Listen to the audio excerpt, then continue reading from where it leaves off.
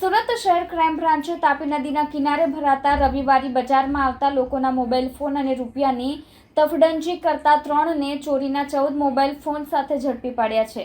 શહેરમાં વધી રહેલા મોબાઈલ ફોન ચોરી અને સ્નેચિંગના બનવા અટકાવવા ક્રાઇમ બ્રાન્ચ પોલીસ ટીમ પેટ્રોલિંગમાં હતી। તે સમયે તાપી નદીના કિનારે ડક્કા ઓવારા પાસે ભરાતા રવિવારી બજારમાં આવતા લોકોના મોબાઈલ ફોન અને રૂપિયાની તફડંજી કરતા 3 રીઢા ચોરને ચોરીના 14 મોબાઈલ ફોન સાથે ઝડપી પાડ્યા હતા। પોલીસ સૂત્રોના જણાવ્યા મુજબ ક્રાઇમ બ્રાન્ચની ટીમ તાપી નદીના કિનારે ડક્કા ઓવારા પાસે ભરાતા રવિવારી બજારમાં પેટ્રોલિંગ કરી રહી હતી। તે સમયે 3 અજાણ્યા યુવકો દેખાતા તેમને પકડી પૂછપરછ કરતા તેમની પાસેથી અલગ અલગ કંપનીના ચોરીના 14 ફોન મળી આવ્યા હતા। પોલીસે મોબાઈલ ફોન અંગે પૂછતાછ કરતા ચોરીના હોવાનું કબૂલ્યું હતું। આમ ક્રાઇમ બ્રાન્ચે અથવા પોલીસ સ્ટેશનમાં નોંધાયેલા મોબાઈલ ચોરીના ગુના ઉકેલી કાઢ્યા હતા।